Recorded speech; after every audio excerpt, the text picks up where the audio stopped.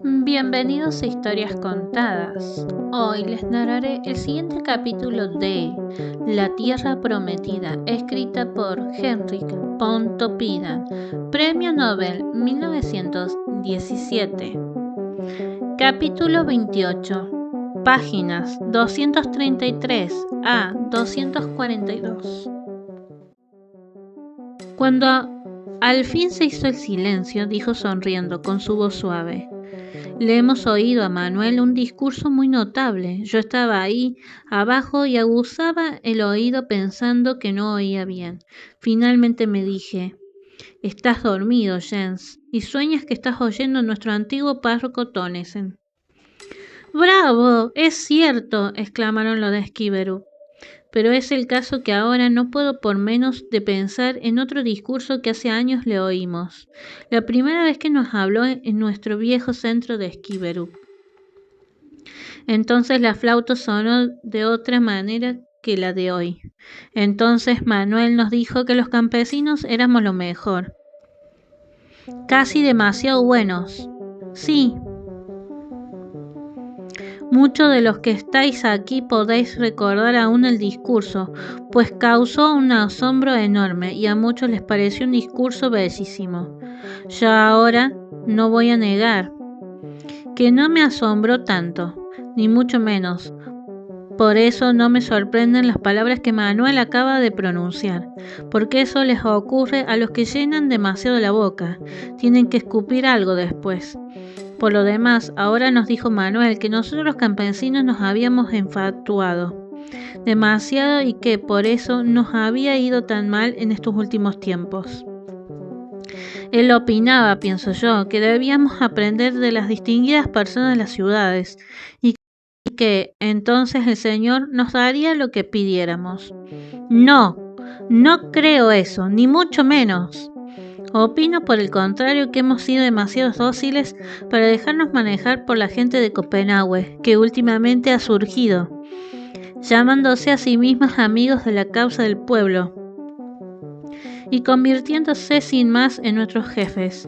Y precisamente por eso creo que nos ha ido tan mal entre la gente de la ciudad, que ha puesto de moda el ser populares, y los campesinos nos sentíamos halagados viendo que tanta gente fina y culta quería mezclarse con nosotros. Estuvimos a punto de perder el juicio solo por complacerlos. Claro, nos sentíamos tan orgullosos cuando un abogado con gafas de oro o una señora distinguida nos daba unas palmaditas en el hombro, llamándonos amiguitos. Y encima venían aquí a vivir entre nosotros, como si fuesen gente del campo, y hasta se casaban con nuestras jóvenes campesinas. Oh, nos sentíamos tan honrados que no sabíamos qué hacer. Pero creo que todo eso no fue más que una especie de enfermedad, y siempre he pensado que, dándole tiempo al tiempo, se nos pasaría. Y he aquí, en estos últimos tiempos, me parece haber podido observar que estamos a punto de acabar con la farsa a la que tan insensatamente nos dejamos arrastrar. Quizá también aquí entre nuestro propio grupo. ¿Qué pensáis de esto, amigos? Muy bien, bravo, rugieron los de Skíverú. Manuel estaba en la última fila de asistentes. Pese a la heroica lucha que sostenía consigo misma, pese a la humildad con que sometía al severo mandato de su señor. Si alguien te hiera en la mejilla derecha, su sangre hervía, su orgullo gemía, hasta que llegó un momento en que perdió el dominio de sí mismo. Iba a lanzarse hacia la tribuna, pero en el mismo instante le cogió Hansin del brazo, diciéndolo: vámonos de aquí. ¡Sí, fuera de aquí! Se alejó apresuradamente con la cabeza baja, seguido por los escarnios del tejedor y por los gritos de aprobación de los amigos, que sonaban en sus oídos como latigazos. En el camino de la playa le acometió una lloradera tan violenta que tuvo que sentarse en el borde de la cuneta, mientras Hansin le sacaba el sudor frío de la frente. Ana los había seguido y se quedó a cierta distancia de ellos, sin saber qué hacer. Cuando se le pasó el ataque, se acercó Hansín a ella y dándole la mano le dijo: Entonces, de acuerdo, yo te avisaré. Pero, ¿hablas en serio, Hansín? De verdad que no podía creerlo. Pues sí, está decidido, si quieres tenerme. Que si quiero tenerte, mi vida, bien segura puedes estar, pero ¿qué crees tú que dirá Manuel? No sé, pero yo te escribiré. Adiós. En el borde de la cuneta, Manuel había levantado la cabeza. A través de las lágrimas veía allá arriba la masa humana y la figura cabeceante del tejedor Hansen perfilándose contra el claro horizonte. Y entonces se acordó del tiempo en que había venido allí, bajo el cielo libre de Dios, creyendo encontrar el corazón humano en su pureza y sencillez original. Y allí arriba estaba ahora un hábil maestro de la intriga y de la calumnia triunfando sobre él. Y pensó en el impulso incontenible que le había traído a predicar el evangelio de la paz y del amor entre los hijos de la gleba. Y cerca de él estaba ahora el apóstol del odio, el verdugo de la misericordia, extendiendo sus manos rojas contra el cielo. A la mañana siguiente, ya más tranquilo, Manuel Hansín se decidió a hablarle. ¿Qué piensas hacer ahora?, le preguntó ella cuando, hecha la oración de la mañana, se quedaron solos en la sala. No lo sé, pero tenemos que irnos de aquí. No hay otra solución. No me negarán un nombramiento en cualquier parte del brezal jutlandés o en las dunas, y yo necesito soledad para tener claridad conmigo mismo. No debías pensar en eso, Manuel. ¿Qué quieres decir? Tú dices que necesitas tener claridad contigo mismo. Entonces, ¿cómo piensas en guiar a otros? Aunque consiguieses otro nombramiento, enseguida te pasaría igual que aquí. Te disgustarías contigo mismo y por tanto también con los demás, y otra vez desearías salir. Entonces, ¿qué quieres que haga? Mira, Manuel. De nada vale que nos lo sigamos ocultando. Hay que hablar con claridad. Es necesario que durante algún tiempo vuelvas a tu familia y a otro ambiente. Solo así puedes recobrar la paz y la claridad en todos los aspectos. Por eso me parece que no debías seguir luchando contigo mismo, Manuel. No te servirá de nada. He pensado que muy bien podrías colocarte en una escuela de Copenhague o de otro sitio, donde de nuevo puedes entrar en contacto con tu antiguo ambiente. Eso es lo que tú necesitas. Manuel la miró sorprendido. ¿Pero quieres tú eso, Hansín? ¿Yo? Dijo ella, inclinándose un poco sobre sus rodillas. Yo quiero lo que considero que es mejor para los dos. Al día siguiente se dirigió al obispado para rogarle al obispo que les retirara del cargo. El obispo le habló severamente al principio, pero poco a poco se fue suavizando ante el profundo abatimiento de Manuel. Le dijo que Manuel se encontraba evidentemente en un periodo de fermentación y que quizás solo por este motivo le conviniese retirarse de la actividad pública por algún tiempo. Con palabras prudentes, pero urgiéndole, le rogó que combatiese la melancolía, la inclinación a la contemplación enfermiza de sí mismo, que había heredado de su madre, prometiéndole al final que se ocuparía de su asunto y deseándole al despedirse la ayuda de la providencia para salir robustecido y purificado de su crisis espiritual. Toda la tarde, en espera de su llegada, estuvo Hansín paseando por una de las largas avenidas del jardín. En su cara, cuyas líneas se habían acentuado con los acontecimientos de las últimas semanas, se leía una sombría decisión. Llevaba los brazos metidos en un pequeño chal de lana, como si helase, y a cada momento subía a la altura desde donde podía ver el campo hacia el este.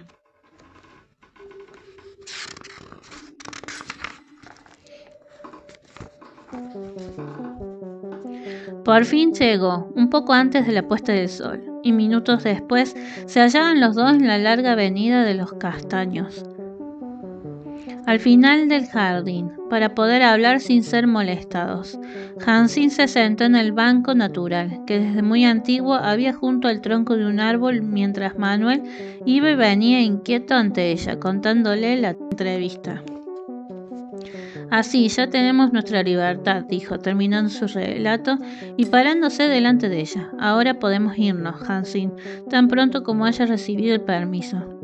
Ella estaba sentada, inclinada hacia adelante, con los brazos sobre las rodillas y mirando a la punta de su zapato, con el cual escarbaba en la tierra húmeda.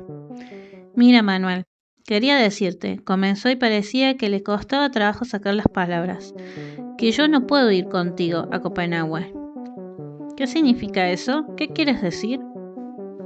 Quiero decir, de momento, se corrigió al notar que Manuel no tenía la menor idea sobre las intenciones de ella. Yo soy completamente extraña a todo allí y no te crearía más que dificultades, hasta que arreglases las cosas y te buscases una colocación y pusieses casa. Yo ni siquiera te podría ayudar en nada. Por otra parte, también necesito estar un poco tranquila conmigo mismo. Demasiado revuelto anduvo todos estos últimos tiempos. Sí, es posible, dijo Manuel, volviendo a pasear delante del banco.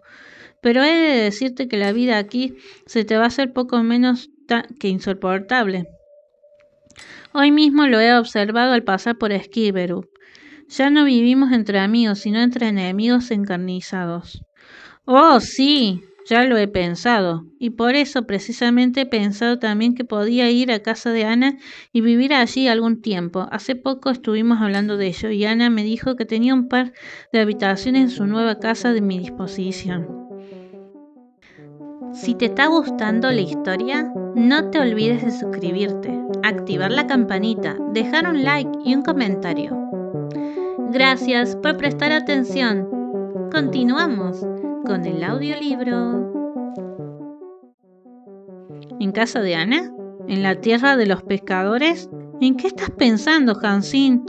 ¿Entre gentes disolutas? Bah, no es tanto como se dice, me lo dijo Ana también. Pero eso no puede ser, aún así. Piensa en los hijos, Hansín. Lo mismo que tú, que yo, queremos apartarlos del ambiente en que han vivido hasta ahora. Sobre todo hay que pensar en Sigrid. Es una niña muy amable y buena, pero he observado que es un poco inclinada a imitar lo que ve. Hace tiempo que te lo dije, Manuel, y por eso he pensado también que debías llevarte a las niñas a Copenhague. Tú vas a necesitar tener allí una especie de hogar. Y creo también que, por amor a las hijas, debo separarme de ellas algún tiempo, porque yo no puedo ayudarlas allí en nada. Más bien les sería un obstáculo para que se pudiesen adaptar a sus nuevas amigas, y en general para que recibiesen la instrucción más adecuada a ellas. He pensado que tu hermana podría ayudarte un poco con la educación de las niñas. Acaba de quedarse sin su único hijo, y me he figurado que podría ser una buena madre para ellas. Hablaba tranquila y dueña de sí misma, pero se había ido poniendo pálida, muy pálida, mirando distraídamente al suelo. «Echa esos pensamientos de la cabeza, Hansín», exclamó, casi horrorizado Manuel, y al ver la agitación de su mujer se acercó a ella y le puso cariñosamente las manos en la cabeza. «Dejemos esas preocupaciones, estaremos ahora más juntos que nunca y lucharemos a brazo partido por nuestro hogar y nuestra dicha. Quizá de hoy en adelante no nos vayan muy bien las cosas, pero si nos mantenemos juntos todo irá bien, con la ayuda de Dios». Ella ya no tenía fuerzas para replicarle, ni siquiera pudo impedir que él, dichas las últimas palabras, se inclinase sobre ella y la besase. Mientras los dos comenzaron a preparar en silencio la marcha, los días siguientes no tocaron para nada el asunto, sin embargo no podían apartarlo de sí. Manuel veía muy bien que a Hansín podía resultarle difícil gobernar un hogar en circunstancias completamente extrañas para ella. y que no podía prestar a las hijas el apoyo que tanto necesitaban al principio. Se daba cuenta también de que ella, con su carácter especial e incomprensible para los extraños y frecuentemente antipático, se acarrearía muchas dificultades y finalmente se asustaba cada vez más ante la idea de procurarse los medios para vivir. Aunque vendiesen todo lo que poseían, poco más podrían hacer con el producto que pagar las deudas. Como Hansín un día volviese a hablar de esta cuestión, ya no le interrumpió, sino que, casi por primera vez, escuchó hasta el fin sus palabras. Ella le dijo que lo más acertado era no poner casa hasta que tuviese una colocación, yéndose a vivir, mientras tanto, él y las niñas a casa de su anciano padre, que vivía completamente solo en su espaciosa casa. Le consoló diciéndole que la separación no iba a ser larga, y tanto insistió que aquel mismo día Manuel le prometió que iba a escribir a su padre y a sus hermanos. Pero escríbeles de modo que vean claramente que yo no te acompaño, terminó ella. Durante varios días estuvieron esperando con impaciencia la respuesta. También en la casa parroquial de Bersby se les había ido haciendo insostenible la situación. Sin decirle nada a Manuel, se celebró la reunión del consejo local, y en general se veía que la gente no quería nada con él.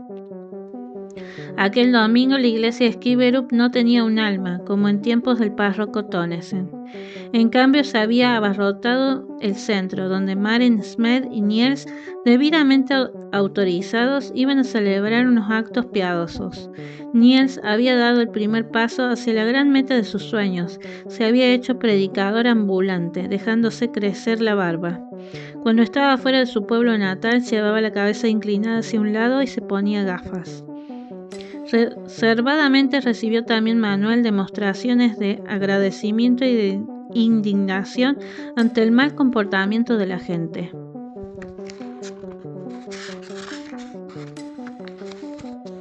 Incluso al saberse que había solicitado dejar el cargo, algunos fieles de buen corazón, exactamente igual que cuando se marchó el párroco Tonnesen, hicieron una colecta para comprar una cafetera de plata y un sillón que le entregarían en el momento de partir.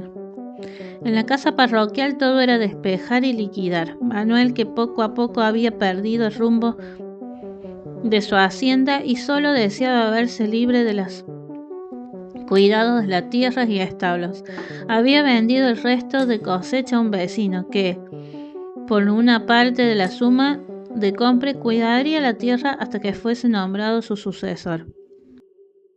Habían convertido también en dinero las vacas, caballos y aperos, pagando con él las no pequeñas deudas que en los últimos años había contraído imprudentemente con sus antiguos amigos, quienes contribuyeron más de lo que él sospechaba a desacreditarle en la parroquia. Loca de contenta porque iba a ir a Copenhague, corría por la casa Sigrid, agitando sus rizos dorados y contagiando con su júbilo a la pequeña Dagny, que aquel verano había dado un estirón y ya empezaba a andar solita por la habitación. Mientras tanto, Hansín, sentada en un sillón, cosía la ropa del domingo de las niñas y les hacía medias. Manuel no comprendía que ella siguiese tan pálida a pesar de que ahora había esperanza en un futuro más radiante para todos. Incluso la había sorprendido 2 veces llorando y como le preguntase el motivo, ella no le había querido contestar. También le extrañaba la esquivez casi involuntaria que demostraba siempre que se acercaba a ella. Tan pronto se sentaba a su lado, se levantaba ella inmediatamente, pretextando un quehacer en la cocina. Él lo achacaba a que quería ocultar el dolor de la partida y de la inminente y larga separación, y trataba por todos los medios de consolarla y animarla, pero su compasión parecía herirla más, y al final vio que lo mejor era dejarla en paz. Por fin llegó de Copenhague la ansiada respuesta. Era una de aquellas cartas largas que su padre solía escribir en un gran pliego de papel. Con ella venía una breve carta de Betty. El padre le decía que no estaba lejos de la tumba y que no podía haberle preparado mayor alegría que la perspectiva de volver a ver a su primogénito a quien tanto echó de menos, sin el menor intento de humillarle ni de hacerle la menor acusación por su presunción, le deseaba una cordial bienvenida a la casa paterna. Las 2 habitaciones que ocupabas en otro tiempo pronto estarán dispuestas para recibirte, escribía. Y no necesito añadir que también tus hijas serán huéspedes queridas para mí. Y haremos todo cuanto esté en nuestra parte para que estén a gusto entre nosotros. Es posible que sepas que alquilé el trozo de jardín que pertenece a la finca, que en su día ocupó el consejero Tajeman. Por tanto, tus hijas tendrán donde jugar. Yo me encargaré de que le digan a Jorgensen que ponga un columpio y todo lo que haga falta para entretener a las niñas. Tampoco les faltarán amiguitas para jugar. Lobner y el jefe del negocio Winter tienen hijos muy vivos y educados, por tanto espero que no echen de menos la vida del campo. Comprendo perfectamente la decisión de tu mujer de quedarse ahí hasta más tarde. Ella no se sentiría a gusto en una ciudad grande y agitada, tan ajena a su ambiente. Te ruego que la saludes afectuosamente de mi parte. Basta por hoy. Tu hermano Carlos me dice que te saluda muy cordialmente. Quiere que sepas que no todos los gentiles hombres son tan malos como tú crees y que se alegra de poder invitarte un día a la sala de guardia de Amalienborg para que te convenzas de ello. Recibe, querido hijo, cariñosos saludos de tu padre. ¿Qué dice Hansín?, preguntó Manuel, profundamente conmovido al terminar la lectura. Hansín, inclinada sobre su labor, hizo un signo afirmativo con la cabeza. Su pecho era un mar agitado, había cerrado los ojos como una persona que libra el último combate consigo misma. Manuel se quedó pensativo unos momentos con la carta en la mano y la vista fija y perdida. Veía ante sí sus 2 acogedoras habitaciones alfombradas, cuyas ventanas se veía el canal, la bolsa y el palacio de Christiansborg. Parecía que volvía a sentirse rodeado de la profunda paz que en sus años de estudiante y de candidato le acompañaba en el silencio de la noche, bajo la lámpara o paseando por la habitación con la cabeza llena de lo que había leído, y volvería a sentarse junto a los viejos libros, a andar por la misma habitación y a plantearse de nuevo las mismas preguntas para hallar otra solución más verdadera a los grandes enigmas de la vida. El principio de la carta de Betty acusaba el profundo destemple espiritual que le había producido la muerte de su único hijo.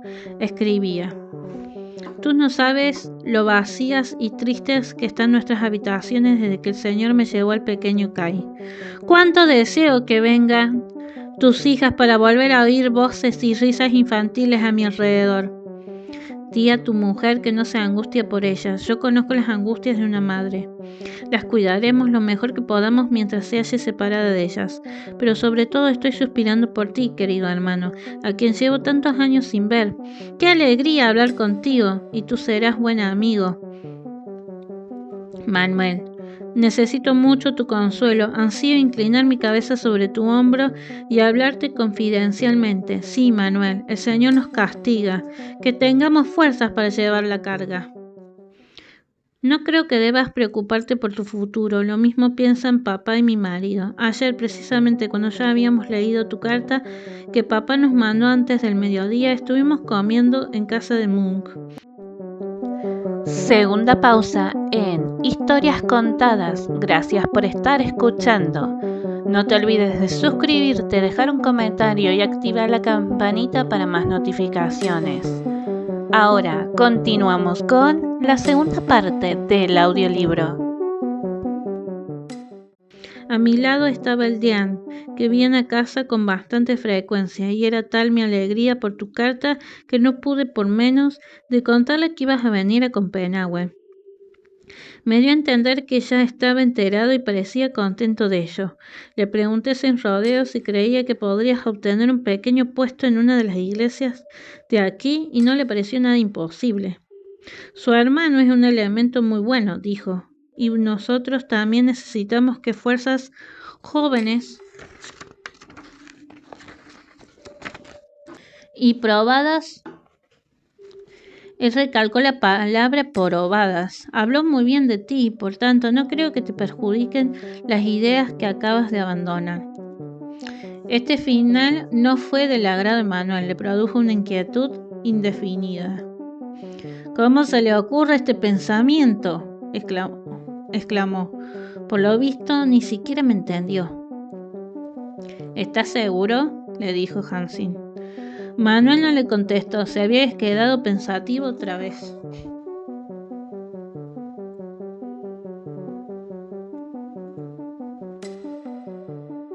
Por fin, un día de principios de septiembre sonó la hora de la partida. Fue un día muy movido y cargado de emoción por la mañana temprano. Manuel fue al cementerio de Skibberup a despedirse de Guten y de allí se dirigió a casa de sus suegros.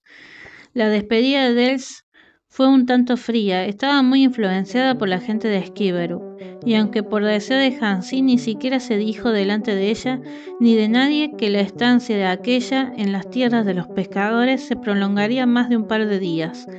Los ojos de Els brillaban de desconfianza cada vez que se nombraba la visita de su hija Anna.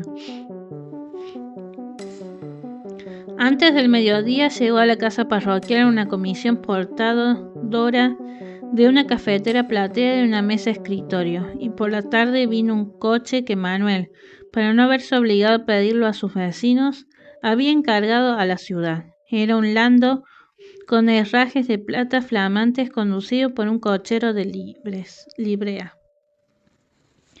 Manuel no paraba entre baúles y cajas. Se había arreglado el pelo y la barba y vestía una levita negra nueva. Sigrid le iba pisando los talones, como si temiese que se fuese sin ella. La niña, con la emoción del viaje, no había cerrado los ojos en toda la noche, preguntando cada media hora a su madre qué hora era. Desde las primeras horas de la mañana llevaba consigo sus chucherías particulares, un cubo de hojalata, una cabeza de muñeca rota y 2 cajitas de cerillas, que no abandonó ni un momento. A Belón, a quien Hansin había convencido para que se fuese con las niñas, estuviese con ellas algún tiempo. Lloraba de dolor, y en la cuadra, ahora vacía, sentado en el borde de un pesebre, meditaba Soren en los destinos de la vida. Hansin se mantuvo tranquila todo el día y ayudaba en todo. Nadie leería en su cara cuán convencida estaba de que aquel día era el último que veía a su marido y a sus hijas. Sabía muy bien que sus hijas pronto la olvidarían entre tantas personas extrañas y tantas novedades que ocuparían sus espíritus, sus pensamientos, y cuando se hiciesen mayores dentro de su nuevo ambiente sentirían como un obstáculo y una vergüenza tener una madre que vestía y hablaba como una campesina. Pero ella se había prometido que las hijas no sufrirían por las culpas de otros. Tendrían en la vida la parte feliz que ella había soñado un día alcanzar por sí misma. Y para Manuel, también para él, pronto sería una pesada carga que querría sacudir. Últimamente había visto en 1000 detalles que él ya vivía una vida muy ajena a ella, en la cual sabía que nunca podría participar con él. Sabía que él ya no frecuentaría su antiguo círculo de amigos antes que advirtiese el abismo profundo que los separaba a los dos, y sentiría como una liberación el día que ella le escribiese que ya no se volvería atrás, que él era libre y que sería inútil que pretendiese que ella cambiase su propósito. No le censuraba nada. Solo se acusaba a sí misma por haber podido creer que tenía su sitio en la mesa distinguida de la vida. En realidad nunca le había sorprendido lo que había ocurrido últimamente. Más bien le extrañaba que no hubiese sucedido antes. Frecuentemente le habían parecido irreales los acontecimientos de los 7 últimos años. A veces sentía la sensación de que todavía era la joven doncella que vivía con sus padres, que todo su matrimonio, toda su vida en la casa parroquial de Berlby no había sido más que una larga pesadilla de la cual se libraría al cantar este o aquel gallo. Cuando llegó el momento de partir, besó a las hijas y dijo adiós a Manuel de una manera tan tranquila como si también ella creyese que la separación iba a ser corta. Los acompañó hasta el coche, acomodó bien a las hijas y rogó a Belón que no se olvidara de ponerles los delantales limpios antes de llegar a Copenhague. Como Manuel, en el momento de la despedida, sintiese una emoción grande y no cesase de besarla, le dijo para animarle que no debía preocuparse por ella, que todo se arreglaría. «Cuida de las hijas, Manuel», fueron sus últimas palabras, pero como si con ellas agotase toda la fuerza de su espíritu, se volvió inmediatamente y subió las escaleras antes que el coche se hubiese puesto en marcha. «Sube al montículo del jardín, para que te podamos hacer señas», le gritó Manuel. El cochero hizo silbar el látigo y los caballos echaron a andar. Cuando el coche atravesó el portalón, lanzó Sigrid un hurra. Al atravesar Besmy, algunos amigos le gritaron un sincero «¡Buen viaje!» e incluso dos de sus enemigos, presa de respeto a la vista del Lando y del cochero de Librea, se descubrieron al pasar por delante de ellos. Al llegar el coche a la carretera, dijo Manuel: «Sacad los pañuelos, hijas». Y cuando vieron a Hansín en el montículo, empezaron todos a agitarlos. «¿Por qué no nos contesta?», pensó Manuel. «Agitad, hijas, agitad», les dijo él con los ojos llenos de lágrimas. Pero la figura del montículo no se movía, no recibieron su respuesta. Hasta la vista. Inmóvil, como si fuese una estatua de piedra, les estuvo mirando Hansín hasta que el coche desapareció en la lejanía. Entonces bajó tranquilamente, pero de pronto se sintió presa del vértigo y se sentó pesadamente en uno de los escaloncitos del montículo. En esta posición permaneció una hora entera, sin moverse, con la cabeza entre las manos, mientras el susurro del viento otoñal cruzaba de un lamento las copas de los árboles. Al ponerse el sol se levantó y se fue a casa. Pasaría la noche en la de sus padres, en su antiguo cuarto, donde había soñado de soltera. Al día siguiente vendría el marido de Ana con su barca para llevarla a su casa futura. Cogió un pequeño paquete de ropas en el vacío dormitorio, fue después a la cuadra a decir adiós a Soren, único amo ahora, y abandonó la casa parroquial. Y hasta aquí llegamos con el capítulo 28. ¿Qué estará pensando Hansín con ese accionar de ir a la casa de su amiguita Ana? Pobre Manuel, una peor que otra la situación en esa tierra prometida. Y la gente del campo, muy mal de su parte. Próximo capítulo. Jueves 18 de junio. Gracias por escuchar y nos vemos en Historias Contadas.